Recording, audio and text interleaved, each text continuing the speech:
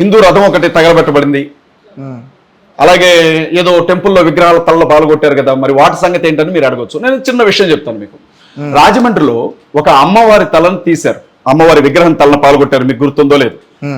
Jaganmohan Reddy government లో పెద్ద ఎత్తున గొడవలు అయ్యాయి, రాజమండ్రిలోనో వైజాగ్ లోనో. గొడవలు అయిన తర్వాత పోలీసులు నిందితుల్ని పట్టుకున్నారు. నిందితుల్ని పట్టుకుంటే సీసీటీవీ ఫుటేజ్ ఆధారంగా పట్టుకుంటే ఆశ్చర్యం ఏంటంటే ఆ అమ్మవారి తలను విరగొట్టింది ఆ గుడి పూజారి. ఆ గుడి పూజారి ఎందుకు విరగొట్టాడనంటే స్థానికంగా ఉండే ఈ తెలుగుదేశం పార్టీ మండల అధ్యక్షులు పగలగొట్టమన్నారు, డబ్బు ఇస్తానన్నారు, డబ్బు కాసుబడి పగలగొట్టానన్నాడు. ఎవరు చేశారు సార్? నేను మీతో మొదటి నుంచి చెప్తున్నాను. నేను క్రైస్తవులు ప్రార్థనా మందిరంలోనికి వెళ్ళడానికి సంతోషపడతారు, గుడుల్లోనికి కానీ మసీదులకు కానీ వెళ్ళాలని అంటే వద్దండి మేము రాము అని అంటారు ముఖం మీద. అది వాళ్ళ విశ్వాసమే కంతే. అతను ఎందుకు వస్తాడు సార్? అసలు అది పెద్ద పాపం అనుకుంటాడు అతను. అతను ఎందుకు హిందువుల మీద దాడి చేస్తాడు? అవసరం ఏముంది అసలు? రాజకీయ లబ్ధి ఎవరైతే ఉంది అని అనుకున్నారో వాళ్ళు చేసిన పనులే తప్ప హిందువులు క్రైస్తవుల్ని కొట్టరు, క్రైస్తవులు హిందువులను కొట్టరు. కానీ ఎవరికి లబ్ధి కలుగుతుందో, ఎవడు మతం పేరుతో ఇన్నేళ్లు బతుకుతున్నాడు, ఎవడు పరాన్న జీవో, ఎవరికి మతం గురించి మాట్లాడకపోతే 4 ఓట్లు పడవు, ఎవడు మతం గురించి మాట్లాడకపోతే జనాలు అసలు వాడిని పట్టించుకోరు, వాడు చేస్తున్న రాజకీయం ఇదంతా కూడా మతం పేరుతో. ఇక ముస్లిమ్స్ గురించి అడిగారు మీరు. క్రిస్టియన్స్, ముస్లిం, అసలు హిందువులు జోలికి రానప్పటికీ ముస్లిమ్స్ జోలికి ఎందుకు వెళ్తారు క్రైస్తవులు? అవసరమే ఉంది. ఇవాళ చాలా మంది ముస్లిం పాస్టర్స్ సేవ చేస్తున్నారు. ఎంతో మంది ముస్లిమ్స్ యేసుక్రీస్తు ప్రభువుని నమ్ముకున్న వాళ్ళు సేవ చేస్తున్నారు. అయితే ఈ ఇద్దరి మధ్య ఒక సారూప్యత ఉంటుంది సార్. అదేంటంటే యేసుక్రీస్తుని దేవుడిగా అంగీకరించారు ముస్లిమ్స్, కానీ ప్రవక్తగా అంగీకరిస్తారు వాళ్ళు. దేవుని దగ్గర నుంచి భూమి మీదకి వచ్చిన ఒక మెసెంజర్ అని నమ్ముతారు వాళ్ళు. ఇంకా రెండవది ఏమని నమ్ముతారంటే ఈ భూమి ప్రళయంలో నాశనం అయ్యేటప్పుడు భూమి మీదకి మళ్ళీ తీర్పు తీర్చడానికి వచ్చేది యేసుక్రీస్తే అని నమ్ముతారు వాళ్ళు. ఏసే మళ్ళీ భూమి మీదకి రాబోయే చివరి ప్రవక్త, అతనే ప్రతి మనిషికి తీర్పు తీరుస్తాడు అని వాళ్ళు నమ్ముతారు. ఈసా సలయమో ఏదో అని అంటారు వాళ్ళు. యేసుక్రీస్తు ప్రభు తల్లిని అత్యంత పవిత్రురాలు అని 40 సార్లు రాశారు వాళ్ళు ఖురాన్లో. యేసుక్రీస్తు ప్రభు గొప్ప ప్రవక్త అని నమ్ముతారు వాళ్ళు. అందుకే క్రైస్తవులను వాళ్ళు ఏమనరు. బైబిల్లో ఉన్న అంటే ముస్లిమ్స్ క్రిస్టియన్స్ ఒకటేనా? అలాని కాదు, మరి ఎందుకు రాసింది ఖురాన్లో? అభిప్రాయ భేదాలు ఉంటే ఉండొచ్చు, కానీ కొన్ని విషయాల్లో వాళ్ళు ఇప్పుడు యేసుక్రీస్తు ప్రభు మరణించి తిరిగి లేచాడు అని బైబిల్ చెప్తుంది.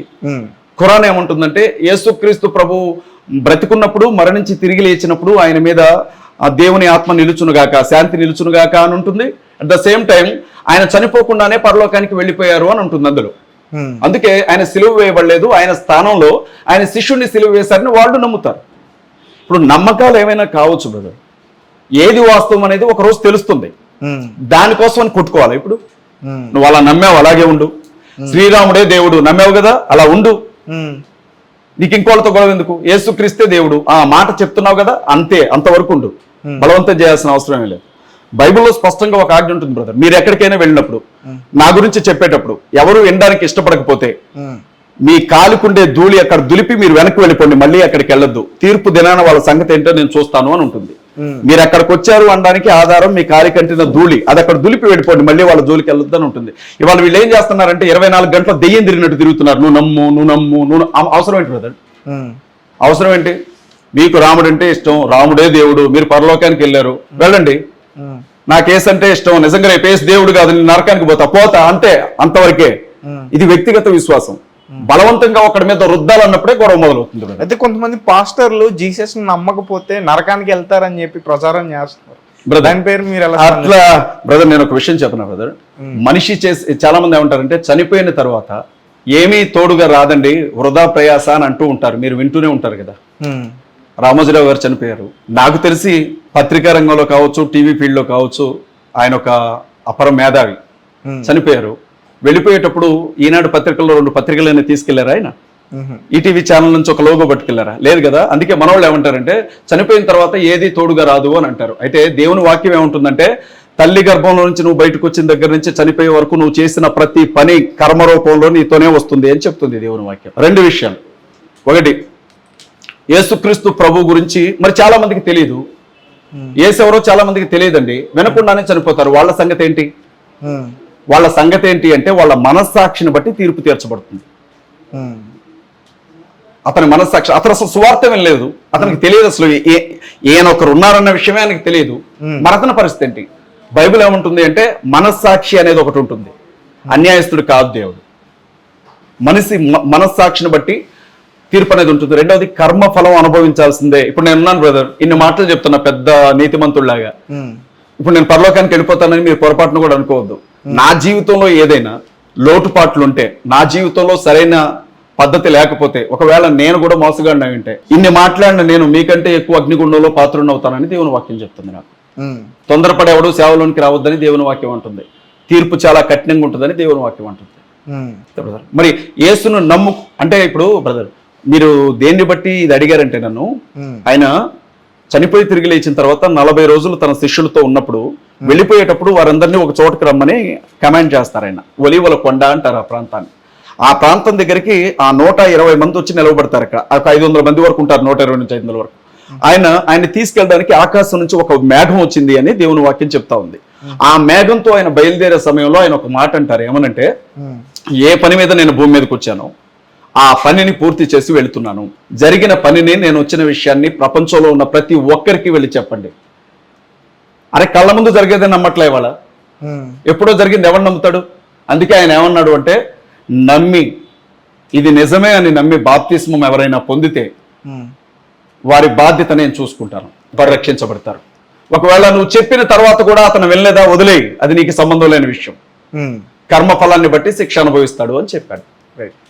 బాప్తిజంకి వస్తే బాప్తిజం తీసుకున్న వాళ్ళు ఒక 10% వాళ్ళ సంపాదనలో పాస్టర్స్కి ప్రతి నెల ఇవ్వాలని ఒక రూల్ ఉందంట కదా. 10% కాదు కదా, దాన్ని దశంభాగం అంటారు. ఇవాళ చాలా మంది కూడా దశంభాగం గురించే మాట్లాడుతూ ఉన్నారు. నిజమేనా? అది నిజంగా ఇవ్వాలా? ఇవ్వాలన్న రూలా ఏంటి అనేది 2 నిమిషాలు మీకు చెప్తాను. ఇప్పుడు నేను ఇందాక మీతో అన్నట్లుగానే ప్రతి మతానికి కొన్ని పద్ధతులు ఉంటాయి.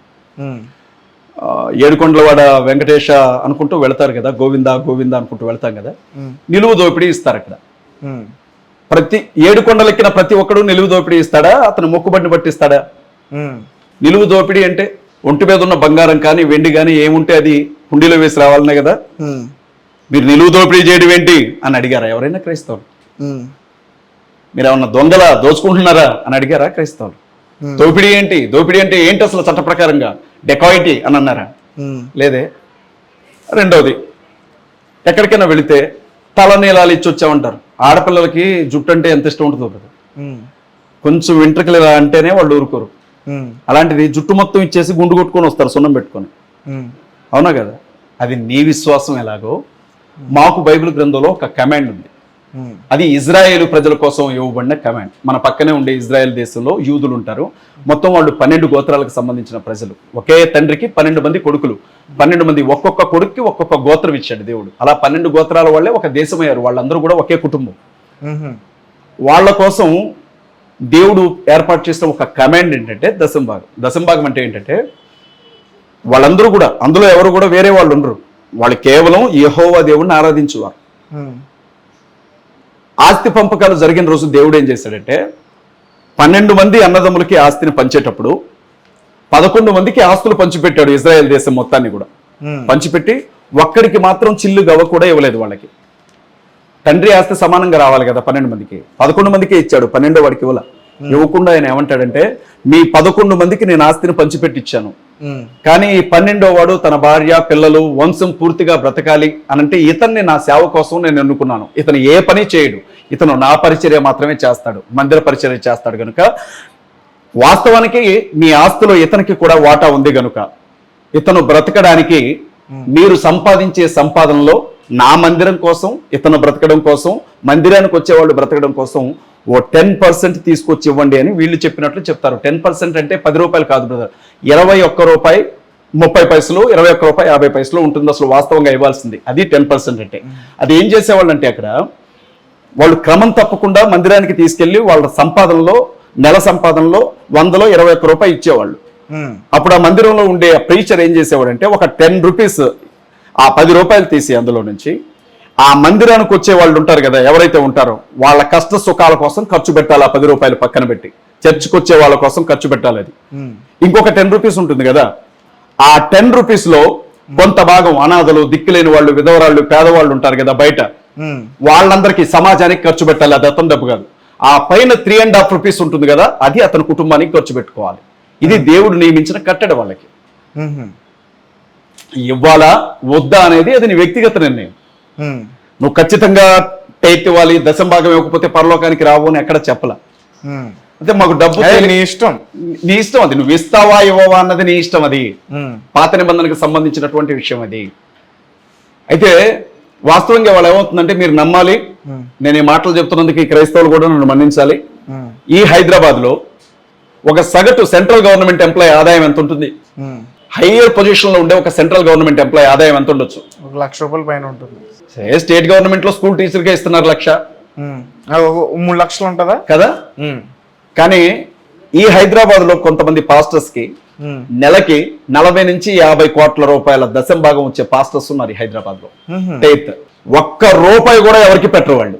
సంఘానికి ఖర్చు పెట్టరు, సమాజానికి ఖర్చు పెట్టరు. వచ్చిన ప్రతి రూపాయి చాలా జాగ్రత్తగా అకౌంట్ లో దాచుకుంటారు బినామీ పేర్లతో.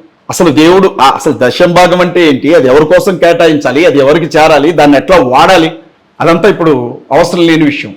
అంటే వాళ్ళ వాడుకుంటున్నారు. కాబట్టి చాలా మంది ఇప్పుడు కరుణాకర్ సుగ్గుణ లాంటి వాళ్ళు, శివశక్తి సంస్థ, మిగిలిన వాళ్ళు అది ఏర్పాటు చేసిన పద్ధతి వేరు, దాన్ని వాడాల్సిన విధానం వేరు, కానీ వాళ్ళ అది దుర్వినియోగం అవుతా ఉంది.